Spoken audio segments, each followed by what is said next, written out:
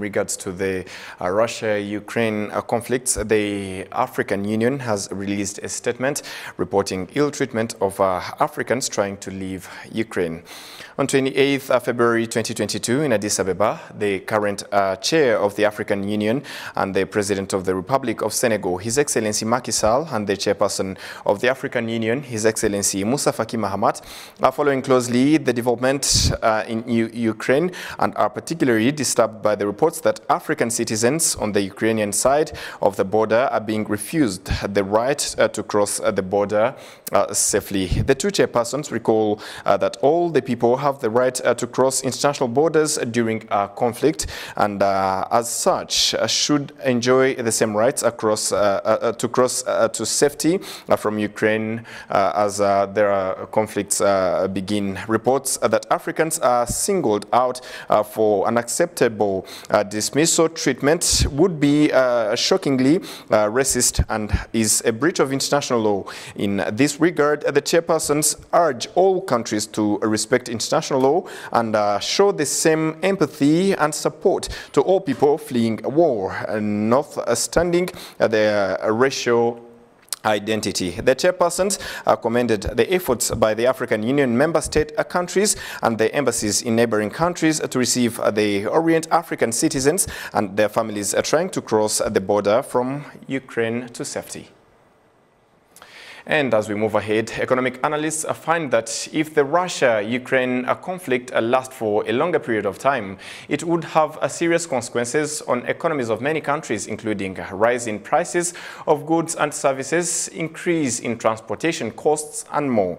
Russia, they say this as Russia is EU's fifth largest trade partner, representing 4.8% of EU's total trade in goods with the world in 2020. The European Union is Russia's biggest trade partner, accounting for 37.3% of the country's total trade in goods with the world in 2020. 36.5% of Russia's imports came from the European Union, and 37.9% of its exports went to the European Union as well. Russia is the origin of 26% of the EU's oil imports and 40% of EU's gas imports. Energy prices voluntarily directly affect the volume of bilateral trade. And total trade in goods between the EU and Russia in 2020 amounted for 174.3 billion euros.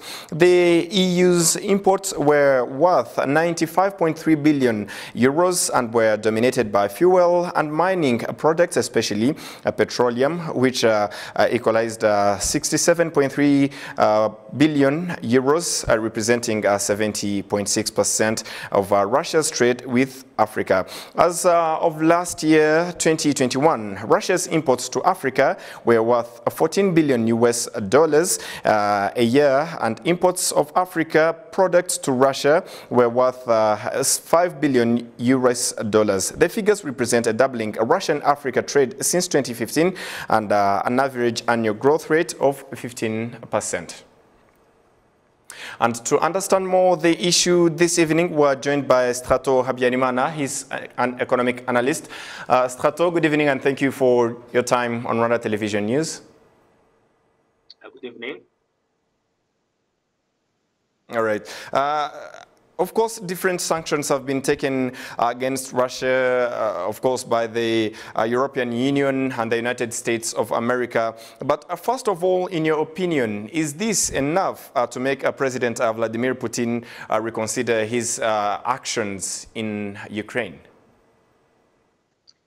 I don't think so, because when you look at the extent of the measures taken against Russia and the interest they have in this particular conflict, when the interest outweighs actually the measures taken against them. So I don't think actually they will change any behavior from the Russian leaders who took the decision to invade Ukraine. But looking at this conflict in a wider mirror, Strato, how do we say the conflict in Ukraine and Russia is going to affect the world economy at large? Will this have any impact? Because, you know, everyone is talking about the conflicts in Russia and Ukraine. You know, many sanctions, including freezing some of the funds that Russia had in international banks, and, you know, other sanctions taken against Russia, as it is a market and both a producer of different products to the world at large. So is this conflict going to have a tangible impact on the world economy? It has already had an impact on the world economy. As we have realized, the prices on the financial markets have plummeted since the beginning of the week. And that really affected the economy in general, because everyone will fear to invest and will tend to sell shares and other investments. Decision will be actually depending upon how the situation evolves, and people will tend to wait and see what will happen. And this will have actually an effect on inflation, for example. The prices might increase. For example, also, you see the economy was still trying to recover from the impact of COVID-19. So if the inflation was still not very well maintained, then definitely, control, then definitely this conflict will have an impact on the overall situation of the inflation, and it will tend to increase further. This will have an impact on all the economies around the world, particularly when you consider that one of the items which will be affected will be fuel and oil and gas, of course, as we mentioned. All those items enter into the normal consumption of all the household. And then, therefore, we expect that the inflation will be a very big problem, which will affect the economies around the world. Stato, should we be concerned as Africans, and can we say this conflict is going to affect us Africans? Why should we be concerned about the Russia-Ukraine conflicts? There are several reasons for us Africans to be concerned. One is if the conflict escalates, it will involve several countries, including European countries and other developed countries, which were contributing to the development of African countries through grants, subsidies, development aid. And if the priority for them will be to focus on the war, then definitely we will miss out on those opportunities to develop using external funds. That's one. And two, when I talk of inflation and price increasing, it will happen everywhere, including in Africa. So if the prices increases, actually it affects the population in Africa, their capacity to buy, the purchasing power. And when it affects the purchasing power, it means actually it affects their well-being, which also is one of the objectives of people trying to develop themselves, to improve their well-beings. And if they cannot actually improve because of the inflation and the rising prices, then definitely that negatively affects everyone in Africa, including in Africa. And you just mentioned about it. Should this be a task of different African governments to, can I say, to create solutions that might help Africa or to cope up with the effects that might come up with this conflict that is on the ground? Should this be a task for African governments to find a solution in advance?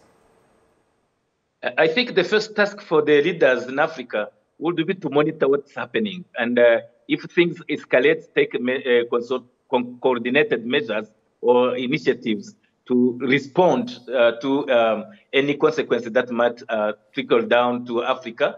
One is actually to monitor whether the prices increase, for example, look for alternative markets. And we don't buy a lot of goods and services from Russia, but whatever we buy there from Russia and Ukraine, but for whatever we get from Russia and Ukraine, we should be starting looking for alternative markets, for example. And the second one is actually to make sure that the involvement, direct involvement, is avoided at any cost, because direct involvement will also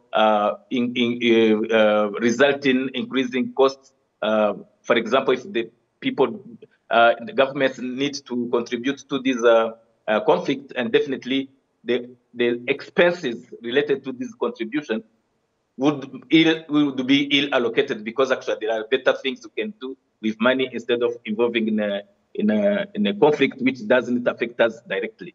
Oh, thank you very much, Stato Habyarimana, for your time on Rwanda Television News tonight. You are welcome.